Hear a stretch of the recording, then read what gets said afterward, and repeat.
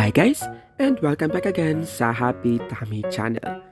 Panibagong araw at panibagong negosyo ideas at kakaibang recipe ang ating ibabahagi para sa inyo. Sa ngayon nga pagsasamahin natin ang ating tinapay at ang paborito nating sardinas sa isang napakasarap na recipe. Tara na at simulan na natin ang pagluluto.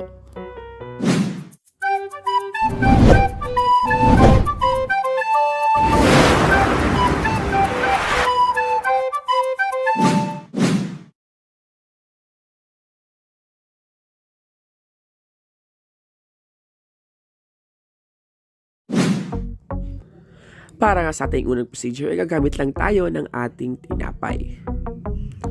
And then pagkatapos ay gupitin lang natin yung mga gilid ng ating tinapay dahil matitigas ito.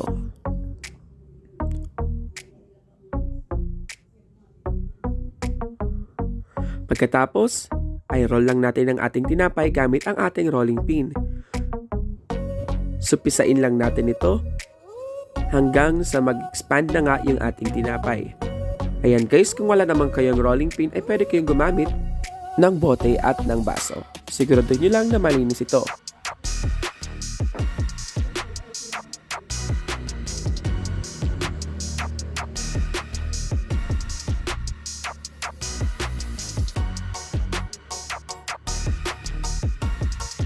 So ganito dapat kaninipis ang ating kailangan ma-achieve. Set aside lang natin at sa next procedure na tayo. Para sa ating next procedure ay tanggalin muna natin ang sauce ng ating sardinas. Kahit anong brand ay pwede. So 2 piraso, 2 can ng sardinas ang ating gagamitin dito. Mega naman. So ayan guys, huwag kayong mag-alala kung hindi natin magagamit yung ating sauce ay pwede naman yan ulamin yung mamaya. Pagkatapos ay season lang natin yung ating sardinas, pero bago yan guys, pinuhin lang muna natin ito at turugin. Pagkatapos maglalagay na tayo dito ng ating mga seasoning. Una riyan guys, maglagay muna tayo ng ating Caesar dressing. Or kung meron kayong mayonnaise ay pwede naman. Sadyang ito lang yung available sa amin. At maglagay din tayo ng 1 tablespoon ng ating all-purpose flour, 1 tablespoon ng ating sugar. So hindi na tayo dito magdadagdag ng salt dahil medyo maasin na yung ating or medyo maalat na yung ating sardinas. Then mix lang natin siya. And then set aside lang natin at magbabalot na tayo. So yan guys, meron tayo ditong cheese. Pero optional lang yung ating cheese sa ating pag-ilalagay natin dito. Kung wala naman kayong cheese ay pwede naman hindi nyo na lang ilagay.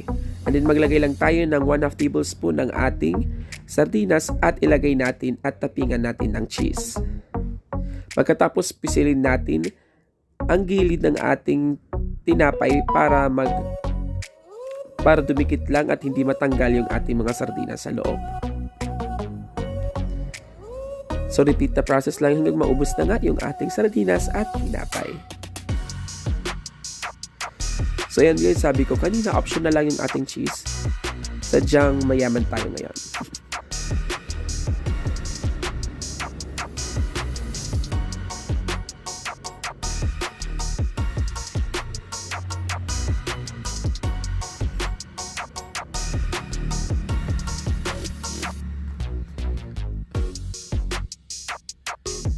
Ito na nga guys, at ready na natin ito para mag-coat na tayo. Para nga sa ating unang procedure, kunin muna natin yung ating sardinas pie.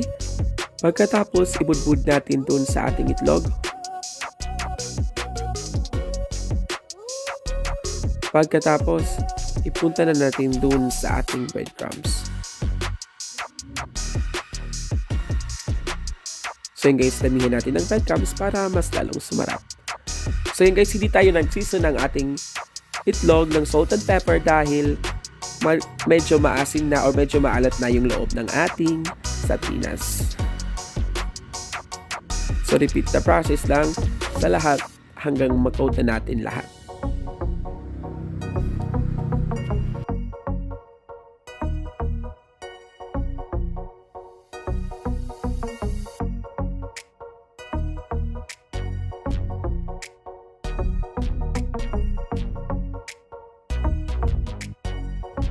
At pagkatapos nito guys ay magpriprito na tayo.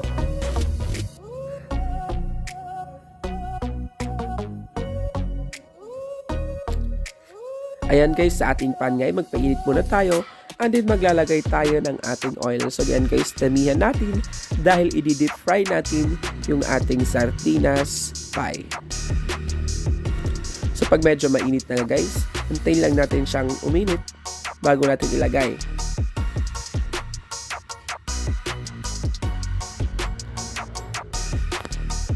So yan guys, mainit na nga yung ating oil.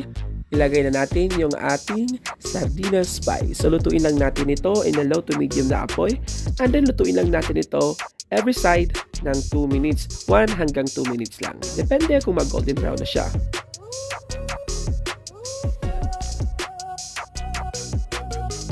So ayan guys, after 2 minutes, ito na nga, golden brown na nga. Flip lang natin ito. Pagkatapos, ay lutuin lang natin ang other side nito ng 1 minute na lang guys.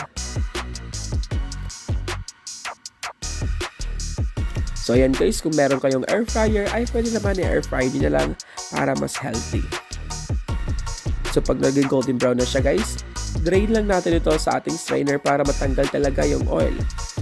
At pagkatapos, palamigin lang natin ito and ready to serve na.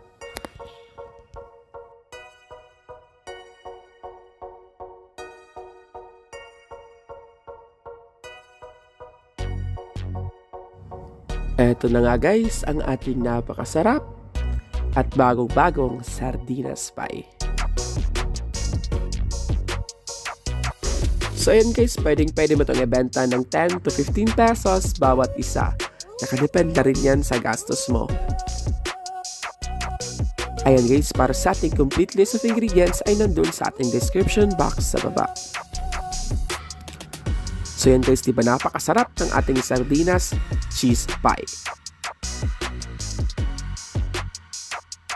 Kung nagustuhan mo itong video na ito, mag-like and subscribe and mag-follow rin kayo sa ating Facebook page, Happy Tummy by RD.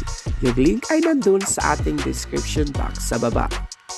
Maraming salamat sa panonood. See you again on my next video. God bless and happy Valentine's.